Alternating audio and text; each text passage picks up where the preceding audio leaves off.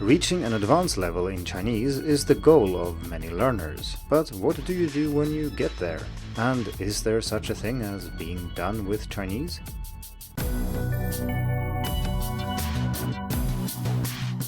Hello and welcome to the Hacking Chinese podcast.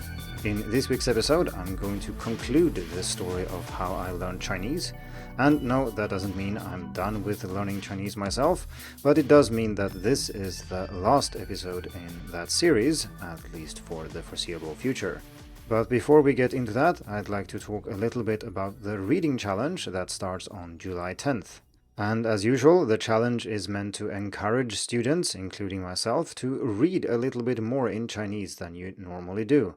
So you set a goal for July and you read as much as you can. You report progress and see if you can reach your goal, and maybe we can even collectively break the previous record for total number of hours read in a challenge. I will include a link to more information about the challenge in the show notes, and later this week, in that article I linked to, I will also announce the winners of the vocabulary challenge in June. Having dealt with that, let's continue with the main focus of this episode, which is the last part in the series of how I learned Chinese. And this covers the years from 2014 up until today, which is July 2023.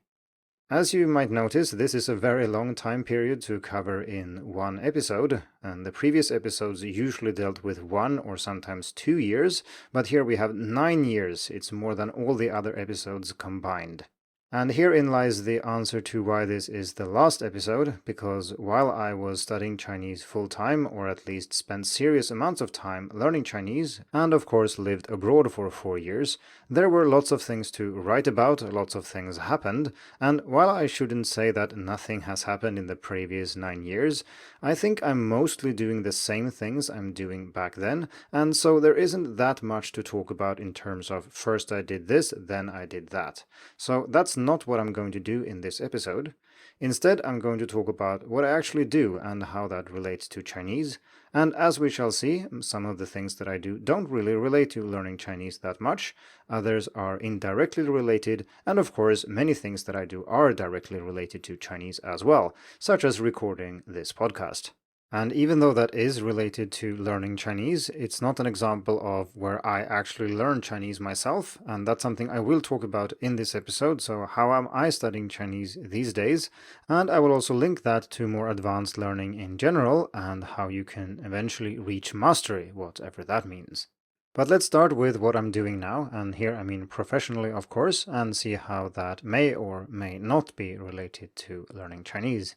I've been working with several different things in parallel for many years now because I think it helps keeping things interesting and it adds a lot of variety.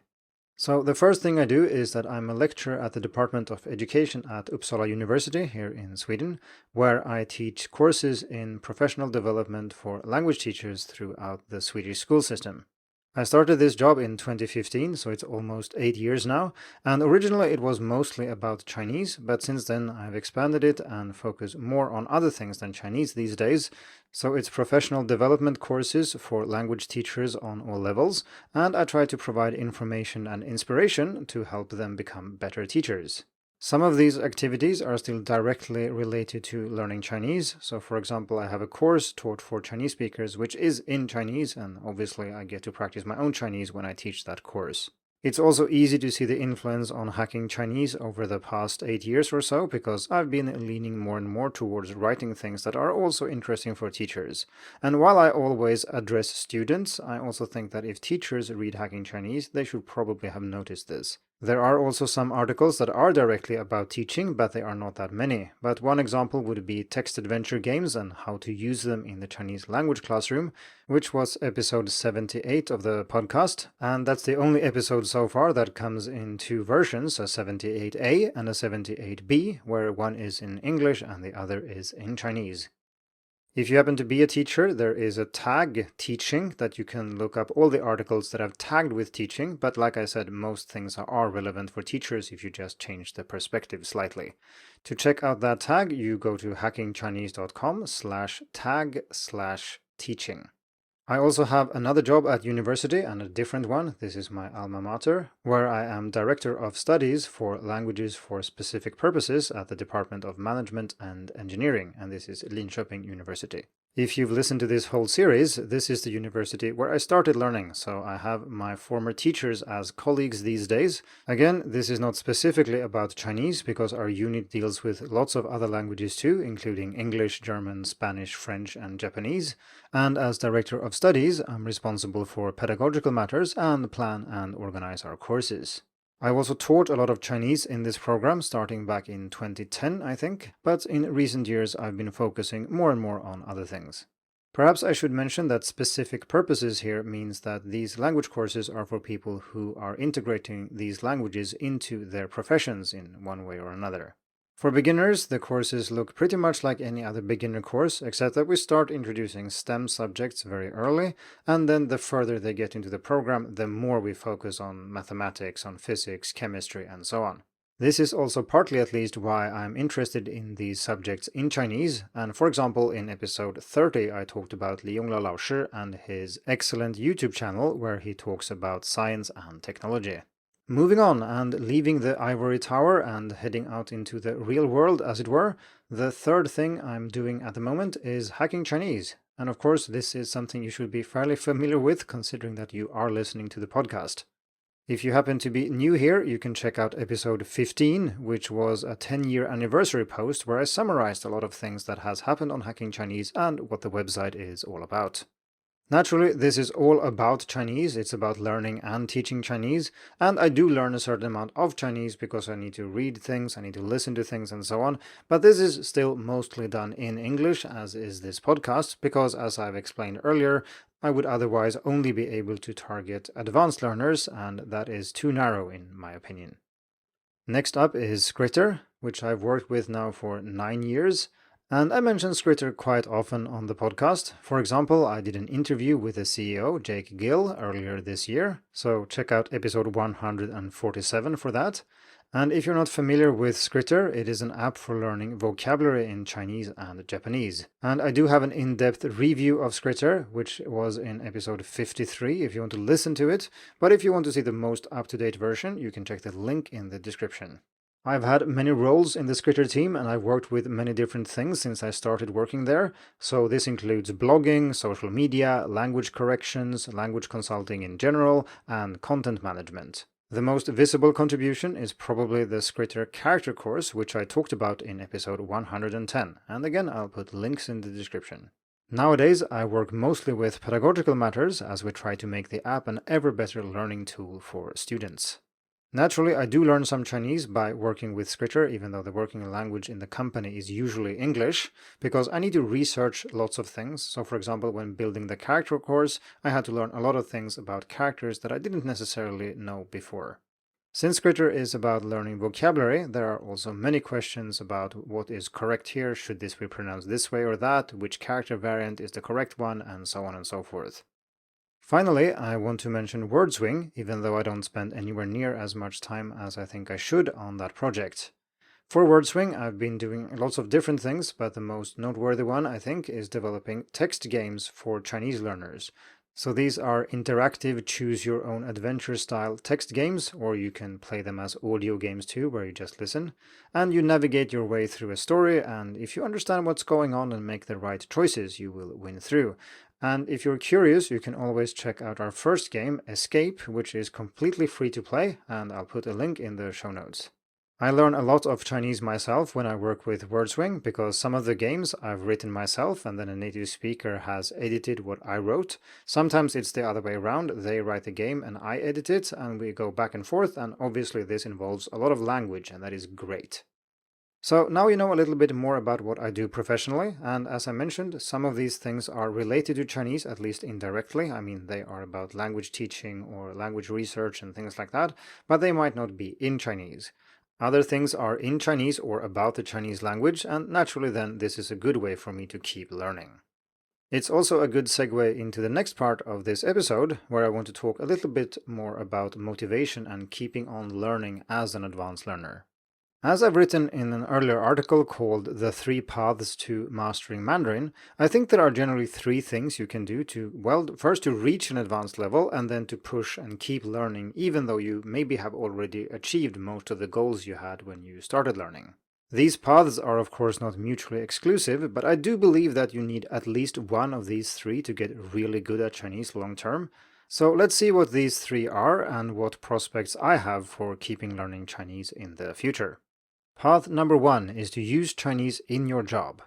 If Chinese is an integral part of your job and you need to use a lot of Chinese in different contexts with different people as part of your profession, then you're bound to improve and keep improving as long as you do that. This usually also brings you out of your comfort zone because what you talk about is dictated by your work, not what you feel like or what you are interested in. So while I'm doing a little bit in this area, it's not that I use Chinese all the time in my work, and normally it's also restricted to specific areas such as teaching or talking about language pedagogy and teaching Chinese and things like that. Even if it is in Chinese, it's still rather limited in terms of scope, so while this helps me learn, I don't think it's enough to power my learning and really push my Chinese ahead that much. The second path is cultivating a genuine interest. Some people spend more time and energy on their hobbies than they do on their jobs, and if you can make Chinese the target of such passion, I think you stand a very good chance of learning a lot of Chinese even in the long term. Naturally, there are several problems here. One is, can you maintain this motivation for a decade or two or three? And the other is that there are so many other interesting things in life. I'm interested in Chinese, but I also have a ton of other hobbies that I enjoy that are sometimes completely unrelated to Chinese. And then I need to divide my time and energy between them. And as you just heard, I also have a lot of other things I do for a living.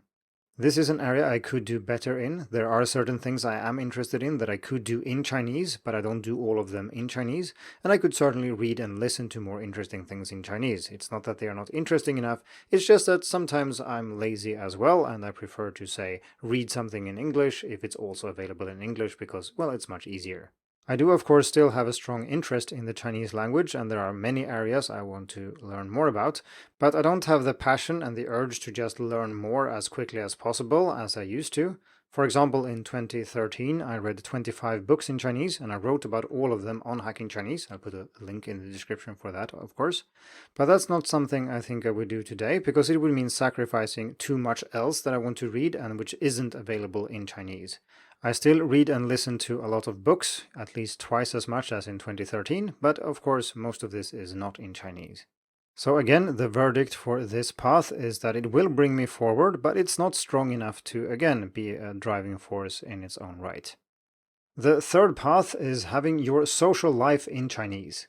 If most of your social interactions are in Chinese, you will of course naturally develop excellent listening and speaking skills, and your Chinese in general will develop a lot, especially if you talk with many different people and if you talk with people about a variety of different topics. Living with a Chinese-speaking person is of course an advantage here, but then again, this is only an advantage if you actually speak mostly in Chinese. My wife and I speak Chinese, English, and Swedish, and usually a mix of all three, so I do get a fair amount of speaking and listening practice, and of course we also tend to talk about a lot of different things, and we're both language teachers, so we talk about those things too. So this is probably the path that has contributed most to my Chinese proficiency, because I've been doing it basically every day for more than a decade now, and I look forward to keeping on doing it for a long time yet. So to summarize the three paths to mastery and my own relationship to them, I would say I'm doing so-so on the first one. It's a lot about Chinese, but it's not in Chinese enough to really work. And for the second path, which was about a genuine passion for learning Chinese, well, I do still have an interest in learning more Chinese, but it's not interesting enough that I will throw away everything else I'm doing. So this is also a so-so, I would say. As I just said, I'm doing rather well on the third path, so that's where I'm getting most of my Chinese learning these days. So what do these paths lead to? Well, I did mention mastery, but that's a word that you can define any way you want, and your definition is as good as mine. But personally, I just enjoy learning more and becoming better at things. There is always more to learn, and I genuinely think that the more Chinese I know, the more I realize how much there is I don't know. And I know this sounds like a cliché, but that doesn't make it wrong. This makes me think of David Moser's classic article, Why Chinese is So Damn Hard, where he wrote that Someone once said that learning Chinese is a 5-year lesson in humility. I used to think that this meant that at the end of 5 years you will have mastered Chinese and learned humility along the way. Now, having studied Chinese for over 6 years, I have concluded that actually the phrase means that after 5 years your Chinese will still be abysmal, but at least you will have thoroughly learned humility. Well, that article was written in 1991, but last time I met Moser, which I think was in 2019, he was still very humble about his Chinese proficiency. Obviously, I don't think my Chinese is abysmal, but I do understand exactly what he meant when he wrote that article, and I still feel like that quite often. This wraps up this episode and thereby also this series.